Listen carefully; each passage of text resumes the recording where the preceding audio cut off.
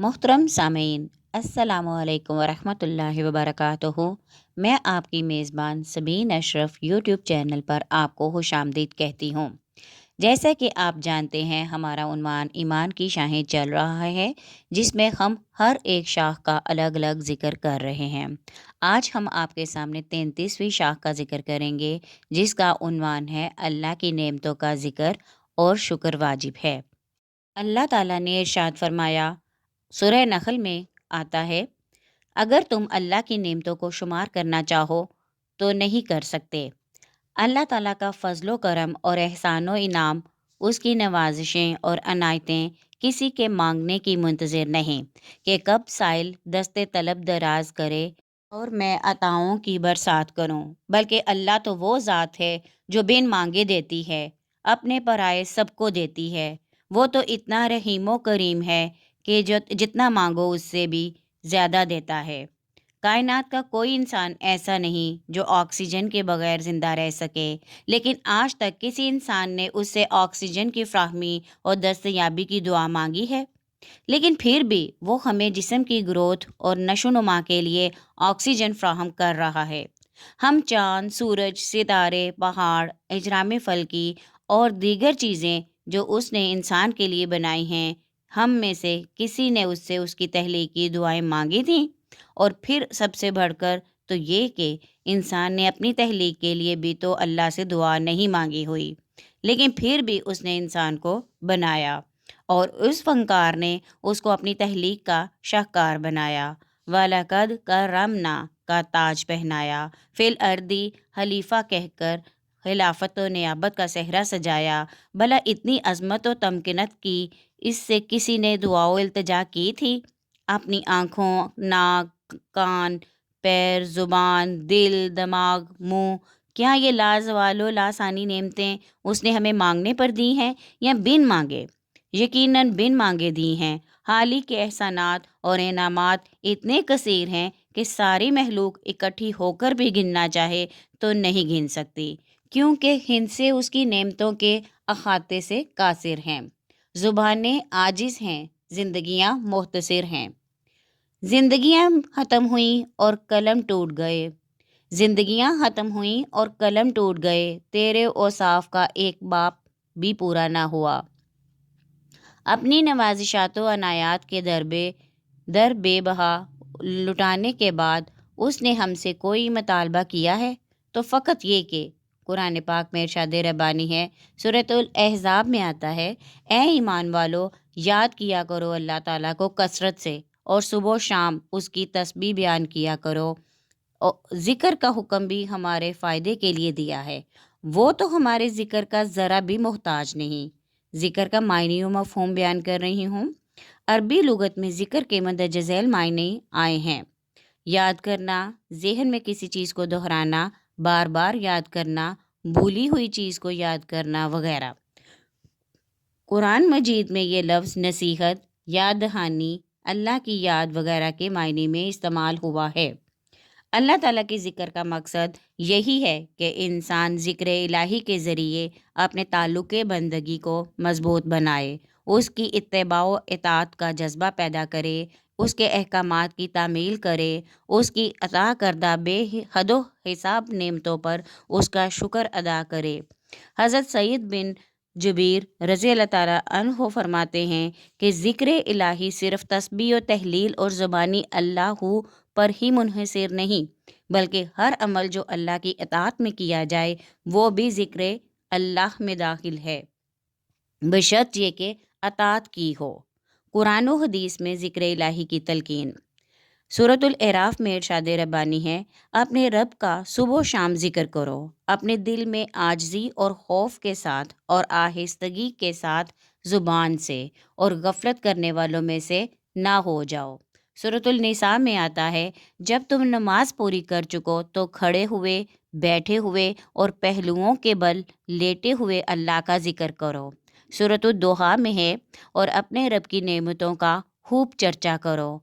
सूरतुल बकरा में आता है, तुम मेरा जिक्र करो, मैं तुम्हारा जिक्र करूँगा, और मेरा शुक्र अदा करते रहो और मेरी नाशुक्री ना करो। सूरतुल इनफाल में आता है, मोमिन वही है مومن وہی ہیں کہ جب اللہ کا ذکر کیا جائے تو ان کے دل خوف زدہ ہو جائیں۔ سورۃ الحج میں آتا ہے، اور تواضع کرنے والوں کو خوشخبری سنائیے، جب اللہ کا ذکر کیا جائے تو ان کے دل کانپ جاتے ہیں۔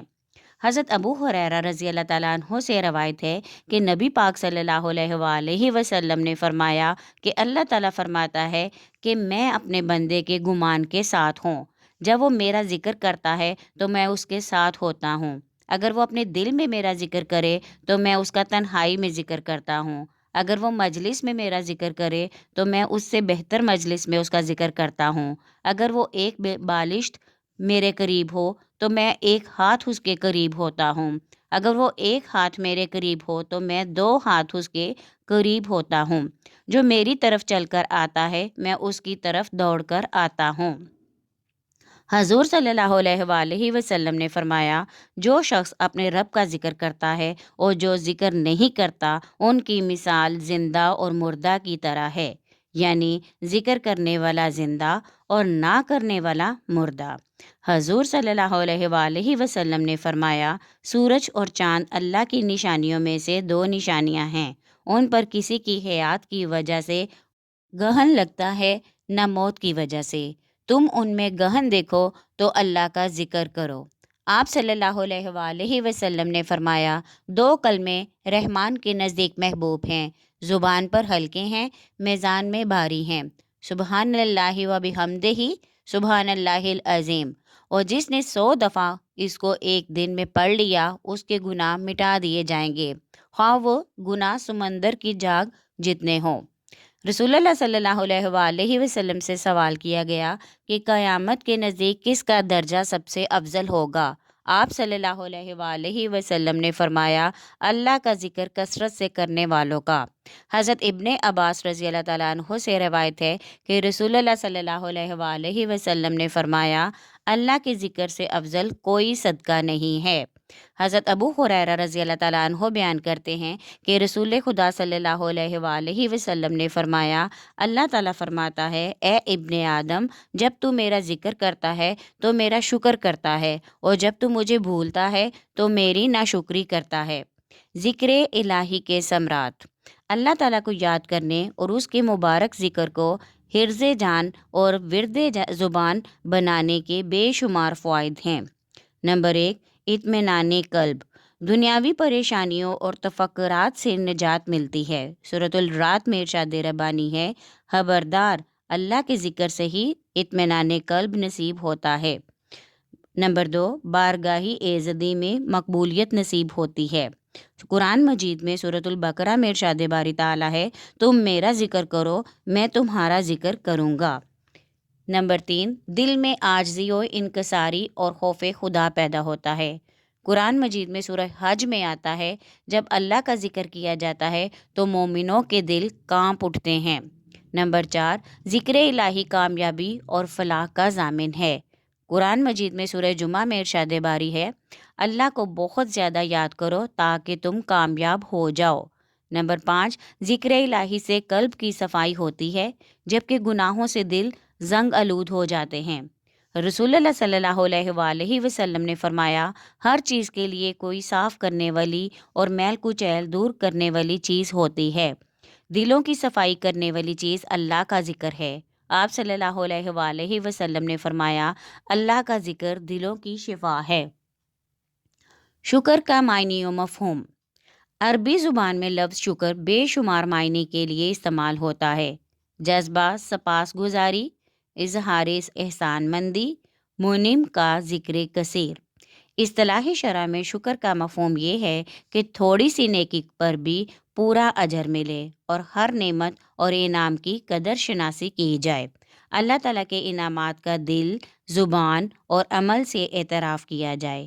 قرآن مجید میں شکر کے مقابلے میں کفر کا لفظ استعمال کیا گیا ہے، جس کے معنی ڈھانپنا، چھپانا اور انکار کے ہیں۔ اس سے مراد قدر ناشناس اور احسان فراموش ہے۔ قرآن مجید میں سورہ بقرہ میں آتا ہے، اور میرا شکر کرو، کفر نہ کرو۔ سورۃ الدہر میں آتا ہے، ہم نے انسان کو راستہ دکھایا، اب وہ شکر کرے یا کفر کرے۔ سورہ ابراہیم میں آتا ہے، اگر تم پہلے احسانات پر شکر ادا کرو تو میں مزید اضافہ کر دوں گا، اگر تم نے ناشکری کی تو یقیناً میرا عذاب شدید ہے۔ قرآن و حدیث میں شکر کی تاکید۔ اللہ تعالیٰ کے اسماء مبارکہ میں ایک اسم شاکر بھی ہے۔ اسی شکر کے اختیار کرنے کا حکم اس نے اپنے بندوں کو بھی دیا ہے کہ یعنی اپنے آپ کو اخلاق خداوندی میں رنگ لو۔ اللہ تعالیٰ نے اپنے متعلق فرمایا، اللہ شکور اور بردبار ہے۔ اللہ تعالیٰ نے بار بار انسان کو ادائیگی شکر کی تاکید فرمائی تاکہ وہ حق تعالیٰ کے انعامات کا معترف ہو اور اس کا صحیح معنوں میں اطاعت گزار اور شکر گزار بندہ بن جائے۔ اللہ تعالیٰ نے فرمایا، قرآن مجید میں سورہ نحل میں آتا ہے، پس کھاؤ اس سے جو رزق دیا تمہیں اللہ تعالیٰ نے، جو حلال اور طیب ہے، اور شکر کرو اللہ کی نعمت کا اگر تم اسی کی عبادت کرتے ہو۔ سورہ حج میں آتا ہے، اسی طرح ہم نے فرما بردار بنا دیا ان جانوروں کو تمہارے لیے تاکہ تم اس احسان کا شکریہ ادا کرو۔ سورۃ السبا میں آتا ہے، اے داؤد کے خاندان والو، ان نعمتوں پر شکر ادا کرو اور بہت کم میرے بندوں میں جو شکر گزار ہیں۔ اللہ تعالیٰ نے ادھر حضرت داؤد علیہ السلام کو شکر ادا کرنے کا حکم دیا، دوسری طرف نبی پاک صلی اللہ علیہ وآلہ وسلم ساری رات جب قیام میں گزار دیتے، حتیٰ کہ آپ صلی اللہ علیہ وآلہ وسلم کے مبارک پاؤں سوج جاتے۔ حضرت عائشہ رضی اللہ تعالیٰ عنہ فرماتی ہیں، یا رسول اللہ صلی اللہ علیہ وآلہ وسلم، آپ کے تمام گناہ تو اللہ نے معاف کر دیے ہیں، پھر آپ صلی اللہ علیہ وآلہ وسلم اتنی تکلیفیں کیوں اٹھاتے ہیں؟ آپ صلی اللہ علیہ وآلہ وسلم نے جواب دیا، عائشہ، کیا میں اس کا شکر گزار بندہ نہ بنوں؟ آپ صلی اللہ علیہ وآلہ وسلم کا مقصد یہ تھا کہ اللہ کی نعمتوں پر جتنا بھی شکر ادا کیا جائے وہ کم ہے۔ آپ صلی اللہ علیہ وآلہ وسلم تو صبر و شکر کے پیکر اتم تھے۔ ایک دفعہ فرمایا، کھانا کھا کر شکر کرنے والا صابر روزہ دار کی طرح ہے۔ حضرت صہیب رضی اللہ تعالیٰ عنہ سے روایت ہے کہ نبی اکرم صلی اللہ علیہ وآلہ وسلم نے فرمایا، بندہ مومن کا معاملہ بھی عجیب ہے، اس کے ہر معاملہ اور ہر حال میں اس کے لیے خیر ہی خیر ہے۔ اگر اس کو خوشی اور راحت اور آرام پہنچے تو وہ اپنے رب کا شکر ادا کرتا ہے اور یہ اس کے لیے خیر ہی خیر ہے، اور اسے کوئی دکھ رنج پہنچتا ہے تو وہ اس پر صبر کرتا ہے، اور یہ صبر بھی اس کے لیے سراسر خیر اور موجب برکت ہوتا ہے۔ حضرت ابو ہریرہ رضی اللہ تعالیٰ عنہ سے روایت ہے کہ نبی اکرم صلی اللہ علیہ وآلہ وسلم نے فرمایا، جب تم میں سے کوئی ایسے شخص کو دیکھے جو مال و دولت اور شکل و صورت میں اس سے بڑا ہوا ہے تو اس کو چاہیے کہ کسی ایسے بندے کو دیکھے جو ان چیزوں میں اس سے کم تر ہو، تاکہ بجائے حرص و طمع اور شکوہ شکایت کے صبر و شکر پیدا ہو۔ امید ہے آپ کو اللہ کی نعمتوں کا ذکر اور شکر واجب ہے کے عنوان سے آڈیو پسند آئی ہوگی۔ اگر آپ کو آج کی آڈیو پسند آئی ہے تو اسے لائک کریں، دوستوں کے ساتھ شیئر کریں اور کمنٹ میں اپنی رائے کا اظہار ضرور کیا کریں، اور چینل کو سبسکرائب کرنا ہرگز نہ بھولیے گا۔ شکریہ۔